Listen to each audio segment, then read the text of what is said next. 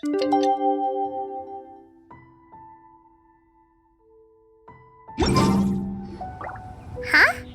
Looks like we're a few people short today. Morning, friends. Singcho said he wants to take some time and focus on writing poems, so he'll join us later. Noelle has other duties today, so she asked me to tell everyone not to wait up for her.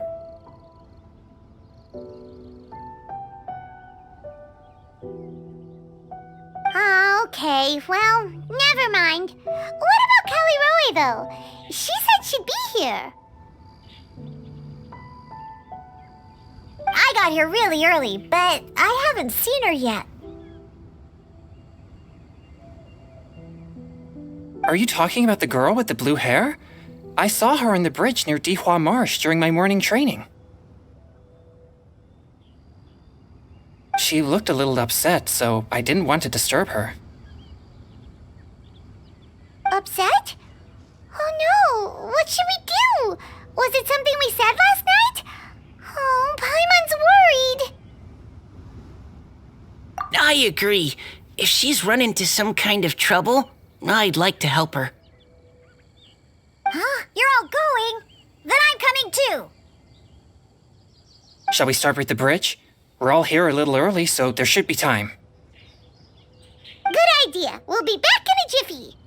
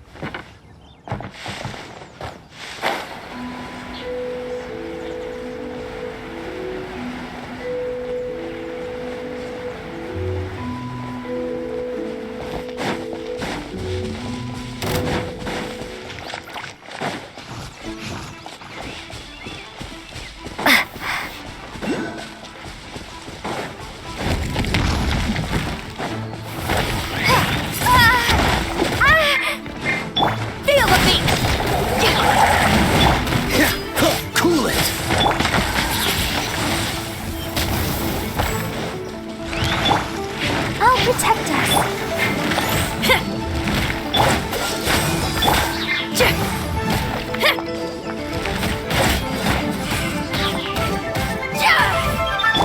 Freeze! Pyrotechnics!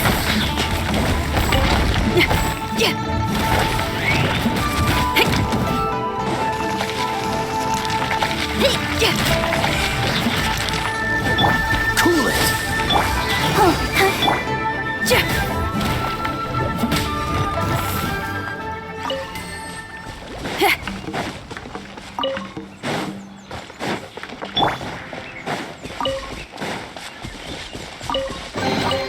A reward on the road.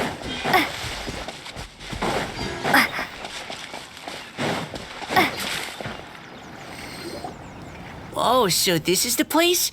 We ran into her here yesterday, too. She looked like something was weighing on her mind then as well. It's also not far from where we were dropping those leaves. Huh. Leaves? Oh, right. We were so busy matching couplets we forgot to mention.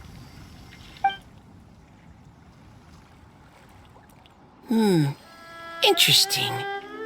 I wonder, could Miss Callirhoe have been the one who wrote that poem on the leaf? What makes you say that? Oh, sorry. Nothing. Well, nothing concrete. Just a hunch, I guess. It's just, that poem on the leaf kinda gave me the same feeling as when I saw her yesterday. So much sadness. Now that you mention it, this is upstream from where we found the poem. Huh? Hey, look! Over there! Another leaf! Wow, you're right! And this one has writing on it too! After that leaf!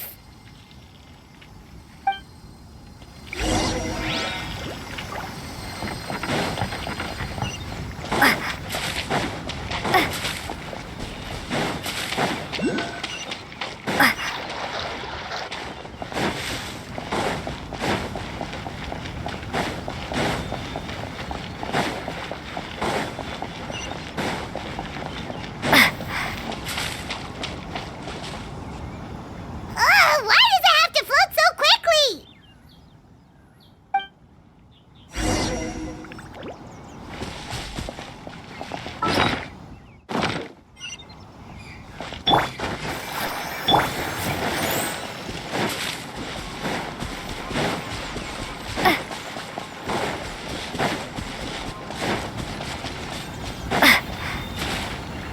Can't you just fly over and grab it? But Paimon can't swim. What if Paimon accidentally falls into the water?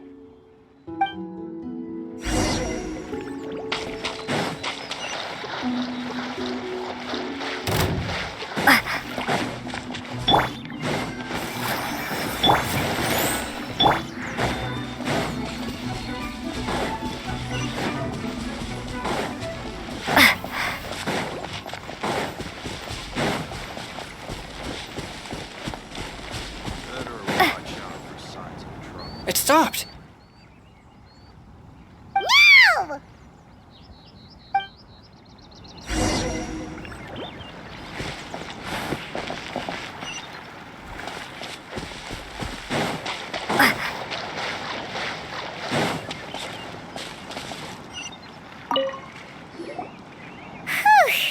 We finally caught it.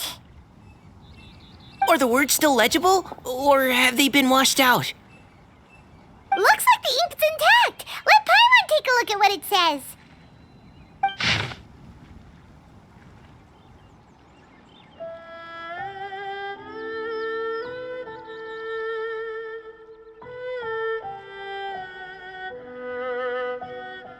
Huh? This is related to the poem we wrote in reply yesterday. She must have picked up one of our leaves. Spring. Young boy. It's looking a lot like Callirhoe was the one who wrote this. She seems to care a lot about that story, huh?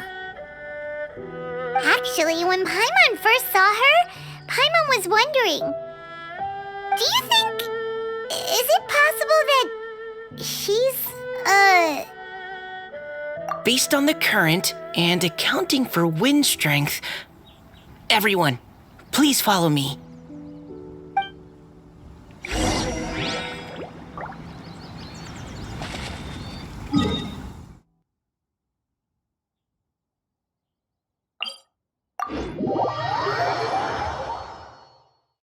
This should be far enough upstream.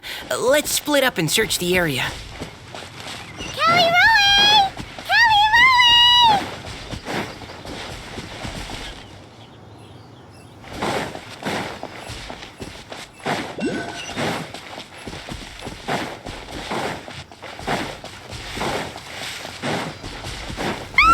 She's surrounded by hilly churls! Let's go save her!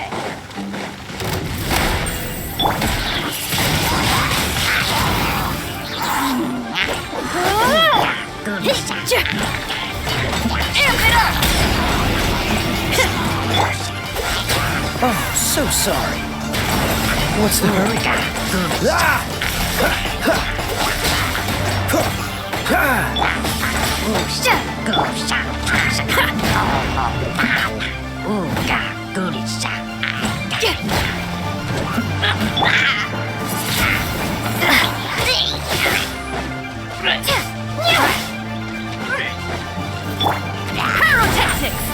Let the show begin.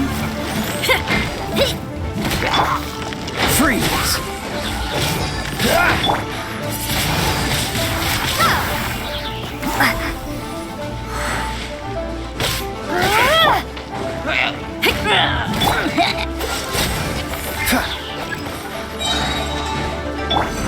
Feel the beat!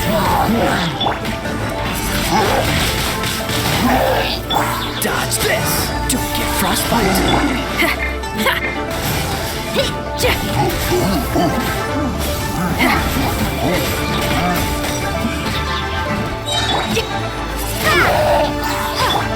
Freeze!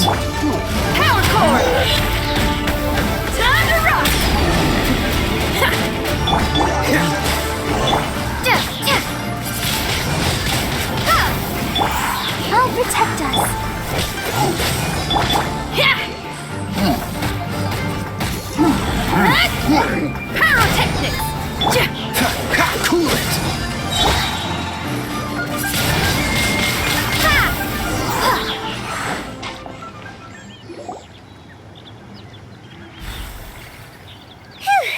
Callirhoe, are you okay? What's that?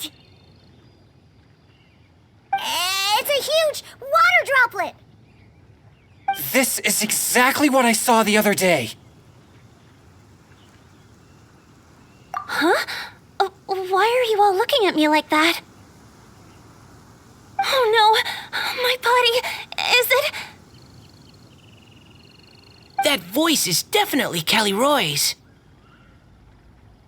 How did this happen? Please wait a moment. Oh no, did I use up too much energy? How did you... What's going on here? Miss Callirhoe, are you some kind of adeptus? No, I'm so sorry for deceiving you all for so long. Actually, I'm an Oceanid who flowed here from Fontaine long ago. What's an Oceanid?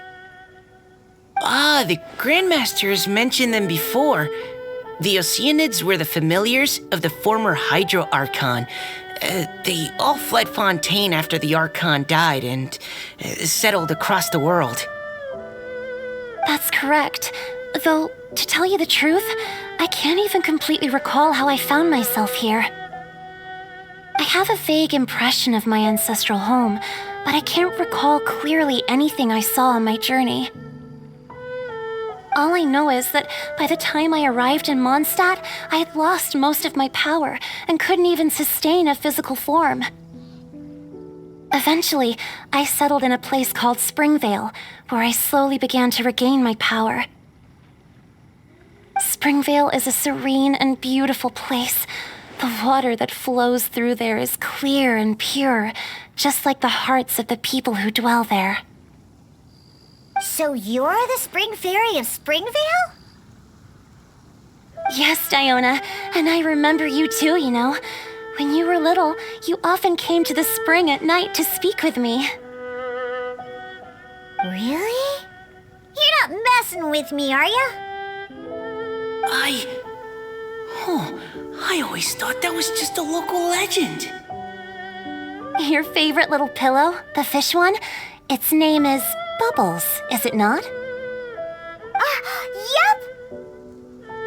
All those childhood memories. So they weren't just a dream.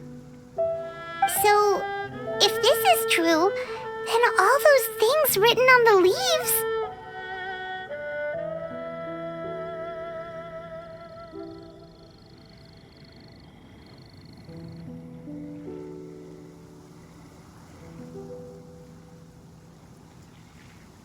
I see. So you were the ones who found my leaf. Well, you are correct. The Spring Fairy and Heart of Clear Springs is me. No wonder you were asking us so many questions about it. So, the boy from the story... is Finch. I always loved listening to people's dreams, and still do to this day. Whether they're beautiful, sad, or filled with emotions I couldn't understand at the time. One night, a little boy came to the spring. The tears that fell from his face were more fragile than a moonbeam and purer than the morning dew. I like humans and wanted to understand them better. I also wanted to make sense of the feelings contained in his tears that were then a mystery to me. Yes, we often met under the stars, sharing our stories with one another. Sometimes, we'd stay up all night and see who would hear the first bird chirping from the boughs, or the first cicada of summer. Aw, that sounds lovely. But one day, just like the book says, I saw an emotion in Finch's eyes that I couldn't reciprocate. I felt out of my depth, in uncharted waters. But I knew all too well that we Lockfolk face a very different fate from that of humans. Whatever was happening, I didn't want it to lead to Finch writing a chapter of his life that he would later come to regret. So, I fled and never appeared before him again. Oh, Callirhoe. My strength returns very slowly, and even after decades, I can only sustain a physical form for a very short time. I once hoped that Finch would be able to move on and meet me when the stars in the night sky have all gone out. But after seeing so many people's stories and hearing about all their dreams, I have gradually come to understand Finch's heart. This feeling of wanting to respond to his feelings is surging relentlessly in my chest, and I can no longer restrain it. But I'm also scared. Scared that if I go and see him now, I'll bring nothing but disappointment and even more pain when it comes time to part. Oh. It really is a difficult choice. Please go see him. Huh? I know Grandpa Finch, and he's a really kind person. When I was struggling to learn how to draw maps, he was always encouraging me, telling me not to give up, always keep trying, and get out there and have some adventures.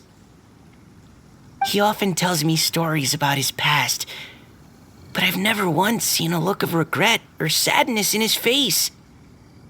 And even though Grandpa Finch loves adventures, he still stands there by the spring every day, as if he's waiting for something.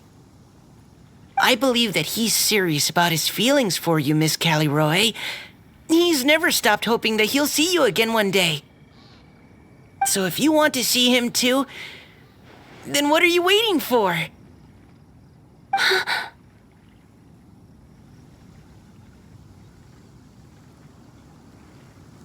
Huh? Oh, sorry. I think I got a bit too excited and I just thought, well, it just sort of came out. I understand. That settles it. I've decided. I will go back and see Finch. You will? Amazing! That's great! But I'd like to ask all of you for some help. Sure. Just say the word. We'll help you any way we can. Would you come to Springvale with me and help to bring Finch to my side? I cannot maintain this form for much longer, and I'm worried others will see me how I was just before. Leave it to me. I'm really close with Grandpa Finch. Also, please keep Finch's in my secret. I wouldn't want Springvale's tranquil waters to become agitated on account of all this. Your secret is safe with me. I won't tell anyone. That's a promise. Great. I can't thank you all enough. What's wrong? Are you gonna turn back into a water droplet? No, I'm sorry. It's just that my mind's racing. As much as I want to talk to him again, I'm still worried that I won't have the words when the time comes. A poem?